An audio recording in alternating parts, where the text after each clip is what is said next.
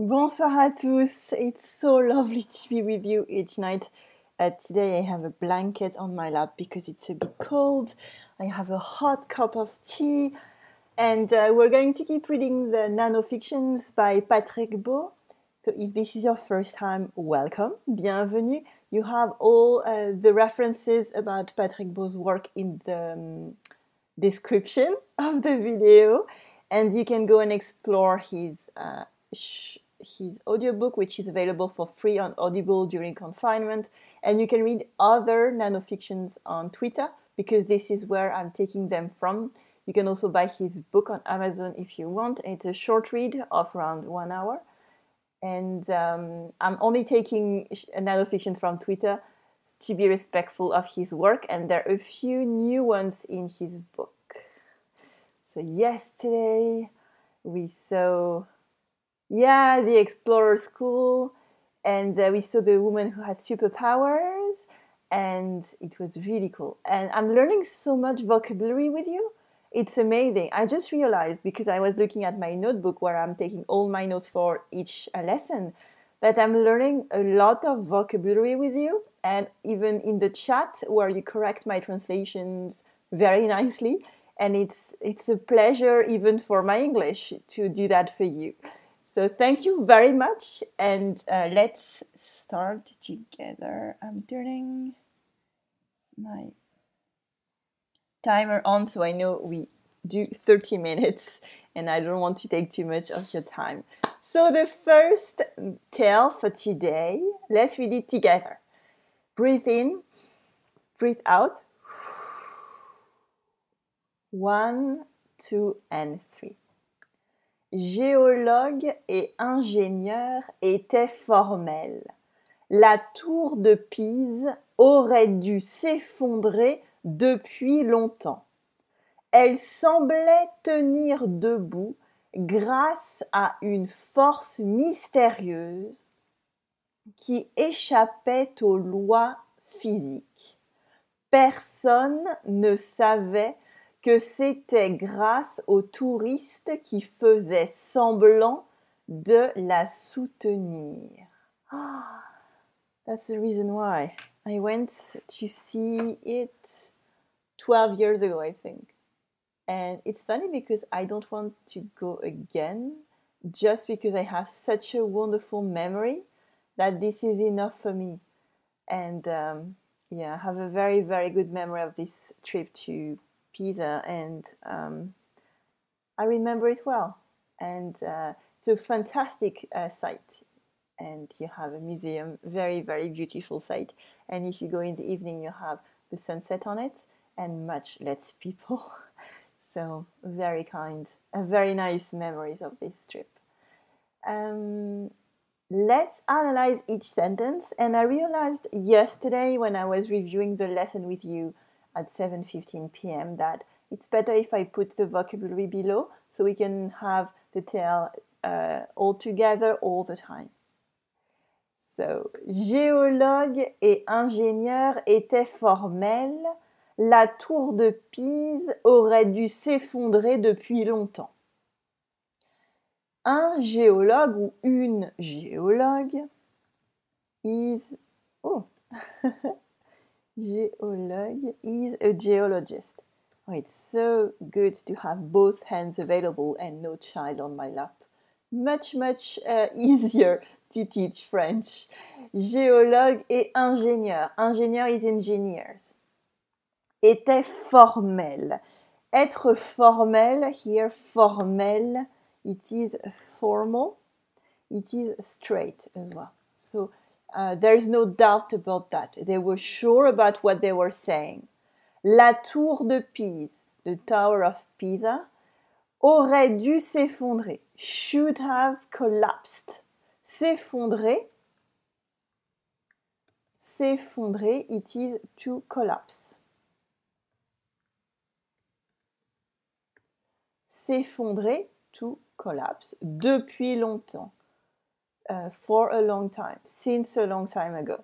Longtemps is a long time, and depuis it is since. So you can imagine what this is, okay? So let's go back to the sentence and find les liaisons. Géologues et ingénieurs. Yes, you can add one here. Géologues et ingénieurs étaient formels. La tour de Pise aurait dû s'effondrer depuis longtemps. So no other liaison. Let's read the sentence together. 1, 2, 3. Géologues et ingénieurs étaient formels. La tour de Pise aurait dû s'effondrer depuis longtemps. Let's move on to the next one and read it together. Elle semblait tenir debout grâce à une force mystérieuse qui échappait aux lois physiques. I wanted to say de la physique, but both work. So here we have une liaison, we heard it. Okay. Elle semblait tenir debout. Sembler is to seem. Okay, sembler. To seem. Tu sembles soucieux ce matin. You seem worried. You look worried this morning. Yes, because this morning I finished my favorite jam and I have to find more for tomorrow. So I was worried this morning. Elle semblait tenir debout. Debout is standing up. Debout is standing, sorry. Standing. And tenir debout. I want to find a better translation than the one I found by myself. To stand. Yes, to stand up. To stand. So debout is just a position. You can imagine something that is standing. Debout. For example, je t'attends.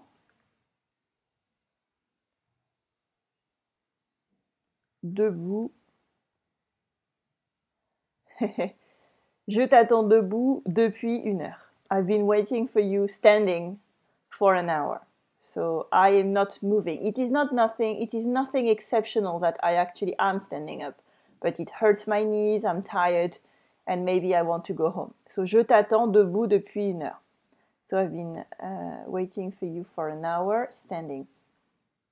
Here, tenir debout, you have this idea of holding.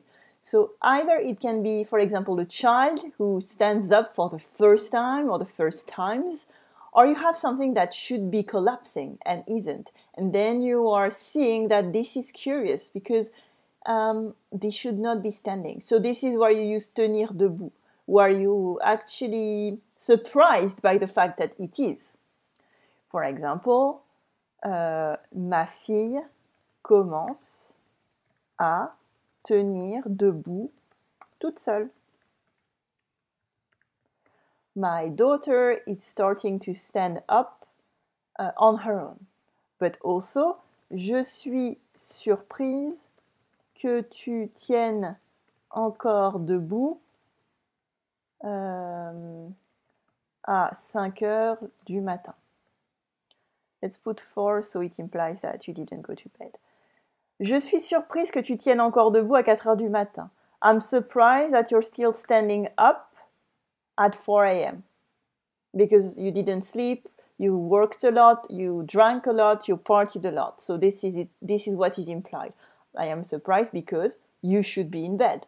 And here, my daughter is just starting to do it, so I am surprised because before she was not doing it. So this is where you use tenir debout. Okay, it is something exceptional. And here it is la tour de Pise. So la tour de Pise should have collapsed a long time ago. But there is something mysterious there. Grâce à is thanks to. Une force mystérieuse, a mysterious force. Also, la force is strength. So I took some notes. So if you're talking about physics, I think it is force. But it can be strength. For example,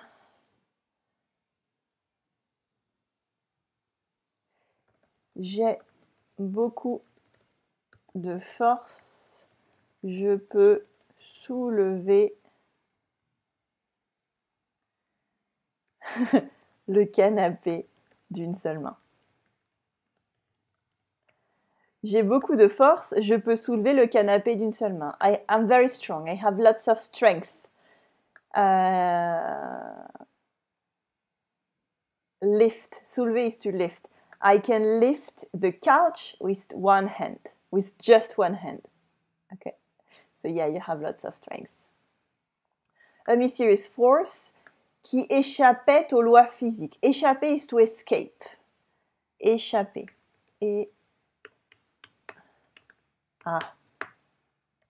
Échapper, to escape. And s'échapper is to escape yourself.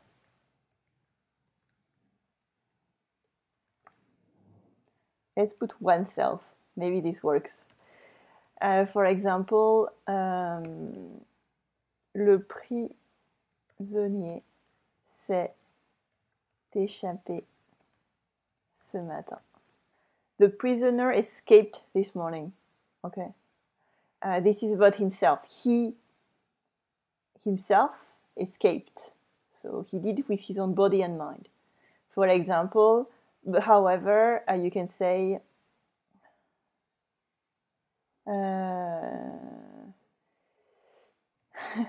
l'utilisation de la liaison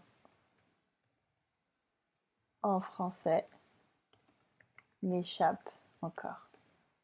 So the use of la liaison in French is still, do you say evading me? Something like that? So it's still escaping from me. I still don't understand. It's still out of my reach. Okay, so you have this idea.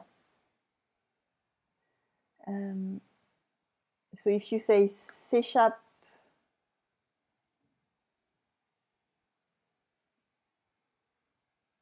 yeah, I should not have used that example. It is a little bit tricky. I'm going to just rephrase this one so I am sure that it is clear. L'utilisation de la liaison en français échappe encore à John. So here you don't have the me, because this can be confusing. L'utilisation de la liaison en français, the use of la liaison in French still escapes John. Okay, so it's out of his reach, it is still too difficult. He doesn't understand it. So this is the échapper that you see here, and s'échapper is the one that you see just here about the prisoner. And this one, you kind of can forget about it, because I don't want you confused.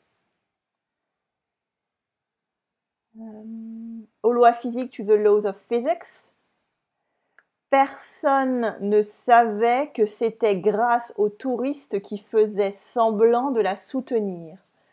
Personne ne savait, no one knew, que c'était grâce, that it was because of. So you remember here, grâce à, grâce au, thanks to, and then you have a plural, so this is why you have au. Touriste to the tourists, qui faisaient semblant de la soutenir. Faire semblant, it is to pretend. Faire semblant, to pretend. Faire semblant, to pretend. And here, it doesn't agree with who is talking. Okay. So for example, Jeanne fait semblant de dormir. Okay. Here, it's not semblante. It's not semblant. It is semblant. Okay. Jeanne fait semblant de dormir. Les filles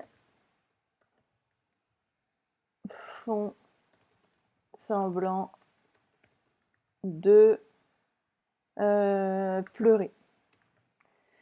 The girls are pretending to cry. Okay. So again, you can see here, it is not semblante, ES, it is semblant. Font semblant, again, faire semblant, it is to pretend. Entirely, faire semblant.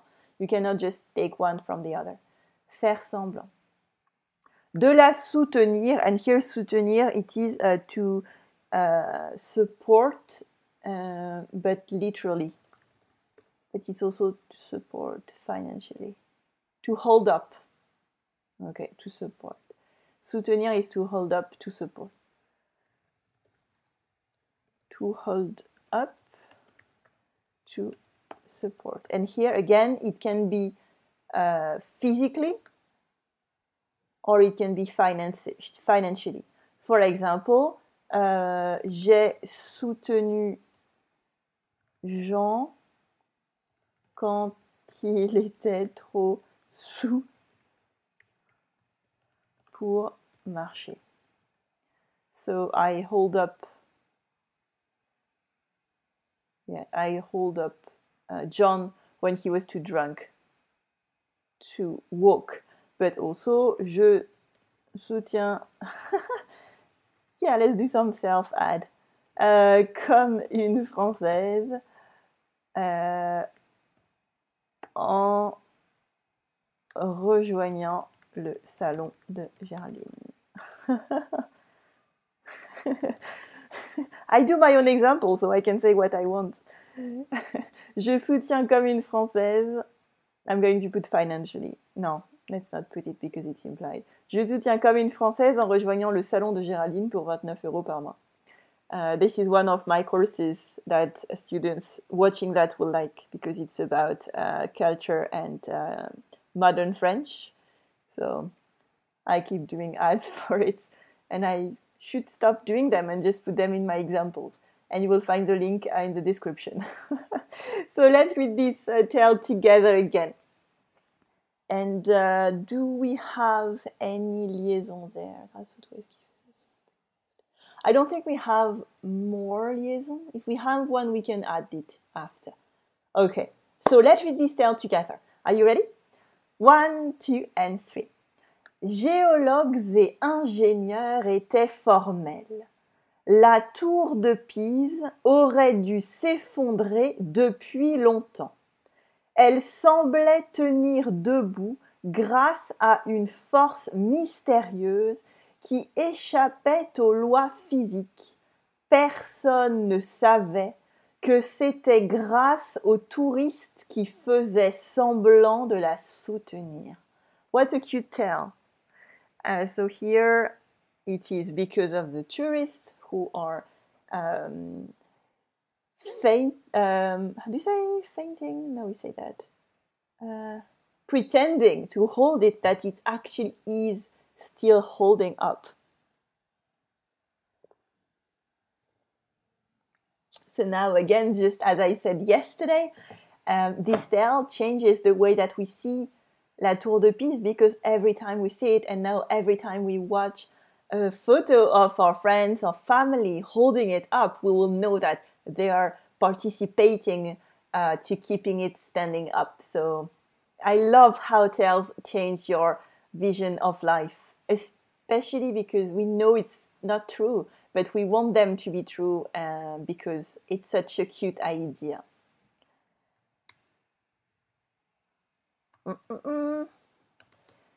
This one is short, so I hope we can reach a third. Maybe, we'll see. There's so much interesting vocabulary here. Let's read it together. Once, first, a little bit of water or any kind of drink that you have.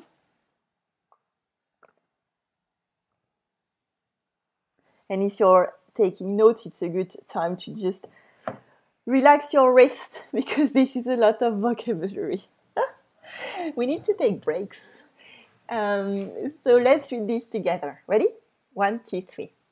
Les pouvoirs de ce magicien étaient illimités. Malheureusement, il prenait tout au pied de la lettre.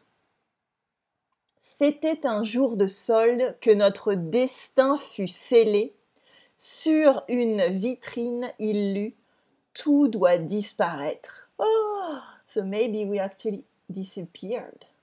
Yeah, maybe we don't exist anymore. And that's a dream. Les pouvoirs de ce magicien étaient illimités. Here we have une liaison.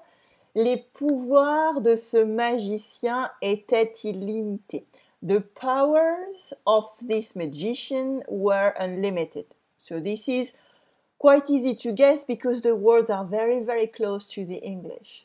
Malheureusement, il prenait tout au pied de la lettre. Here we have une liaison. Did you see that? Did you notice that liaison?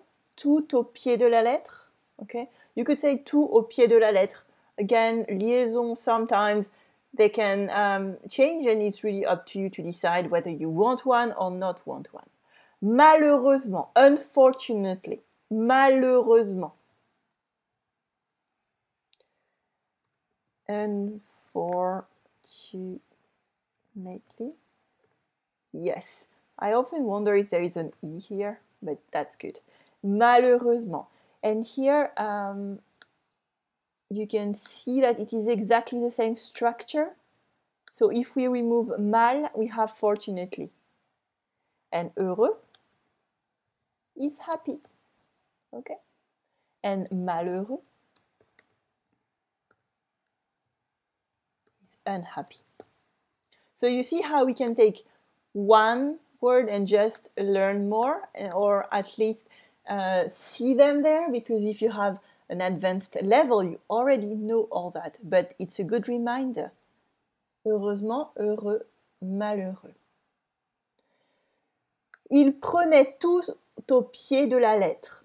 What does that mean? Prendre everything at the bottom of the letter. So, il prenait tout au pied de la lettre. It is an expression, actually. It is literally or to the letter. So it is something that is similar to English. So it is prendre au pied de la lettre. And I didn't know it was the same in English, actually, before like doing this research. To the letter or literally. And you know, sometimes you take notes and you can't reread your own writing. I wrote something for the previous tale that I cannot read anymore. And every time I do, I'm like, I have to make sure that I can read myself. I have to remember it. But here, it's about faire semblant, and I have no idea what I wanted to tell you. But for that, I'm fine because I wrote it well. Au pied du mur is also something that we have at the foot. Au pied du mur, and this is at the bottom of the wall, so in front of the wall. This means that you have no other choice. It is it is up against it. So literally to be up against it. So it means that you have no choice. For example, je n'ai pas eu le choix. J'ai dû avouer. Elle m'a mis au pied du mur.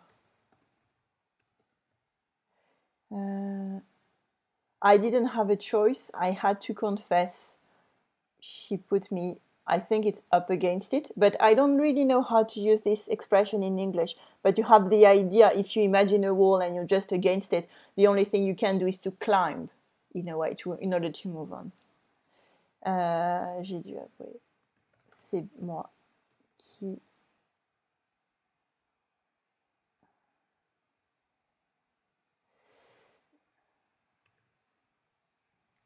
que j'avais mangé. I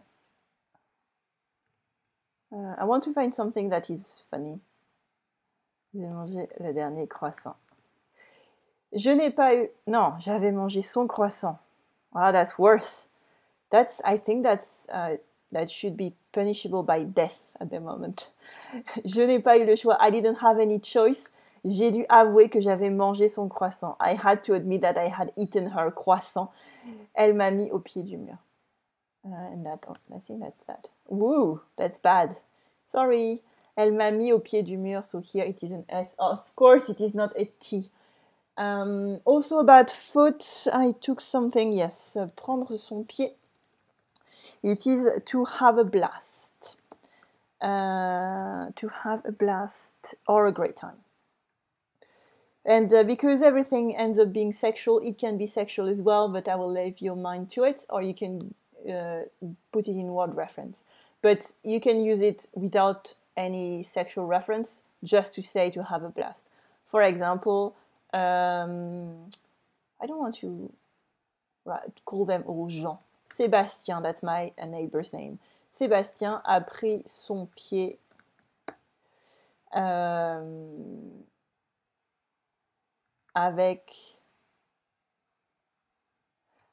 pris son pied pendant son voyage à moto. Sébastien had a blast during his motorcycle trip. À travers. Where should Sébastien go? La Suisse.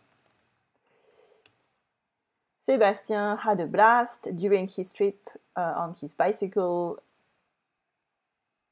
in Switzerland, around Switzerland, across Switzerland. So that's for pied. Yes, that's all the notes I took for you. C'est un jour de solde que notre destin fut scellé. Sur une vitrine, il lut tout doit disparaître. Oh God. No. You should not have read that. C'était un jour de solde. This is a question that students ask me a lot, but it's more, it's getting old-fashioned now. It is a sale. And it can be understood if you know how sales used to work in France. It is still the case, but now it's getting a bit different. Before, I don't know, a few years ago, up to a few years ago, you could only, companies and shops could only do discounts on a certain times of the year. I think it's a month and a half in summer and winter. But now you can do sales in other ways because of kind of tricks in the law. But the big sales that are in summer and in winter are expected by people who buy anything. So this is why it's a bit of a special day, because it implies that it might have been either in summer or winter. Un jour de solde. So les soldes in France apply to these special times, either winter or summer. Que notre destin fut scellé. Le destin is destiny, and scellé, it is to seal. To seal. So it can be sceller une enveloppe, as it can be sceller a destiny. Okay, it can be both. You have this idea of this is decided and it's not coming back. Or it was a very important time where you cannot change anymore. Notre destin fut scellé, our destiny was sealed. Sur une vitrine, it is a shop window. Une vitrine. Shop window, or for our friends across the sea, the Atlantic, it is a storefront. Storefront. A shop window.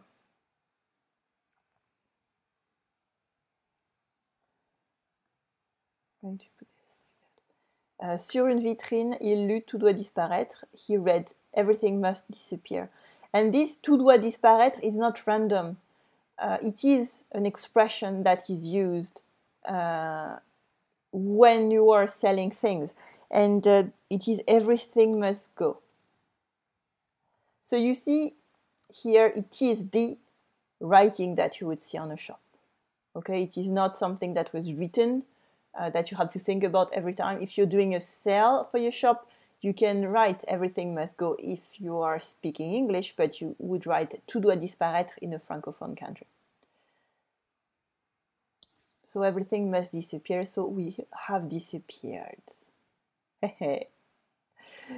So let's look at the liaison now. Les pouvoirs de ce magicien étaient illimités. Here we have one. Malheureusement, il prenait tout au pied de la lettre.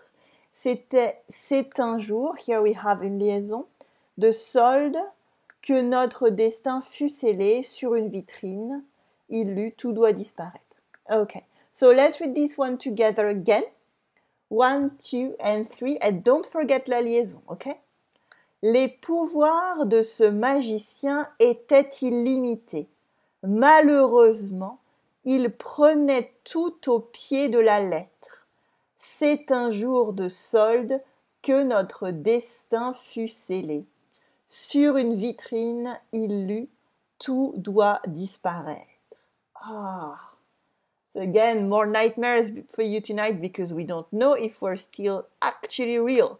And to finish, let's read this one last time. Ready? 1, 2, 3. Géologues et ingénieurs étaient formels. La tour de Pise aurait dû s'effondrer depuis longtemps.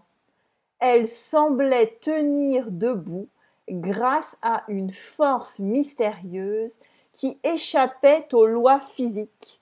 Personne ne savait que c'était grâce aux touristes qui faisaient semblant de la soutenir. Again, that's so cute. So we saw 2 tales tonight, lots of vocabulary. I hope you took good notes. If this is the first time you're watching, or if you want to catch up on the previous episodes, I'm going to put the full playlist for the previous lessons on the right, and you can binge watch them again if you want, or just catch up because you missed one.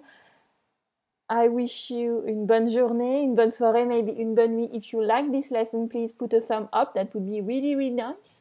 And I will see you tomorrow again at 7:15 p.m. Paris time. We are going to talk about the most boring theme park ever. And I took some notes for you.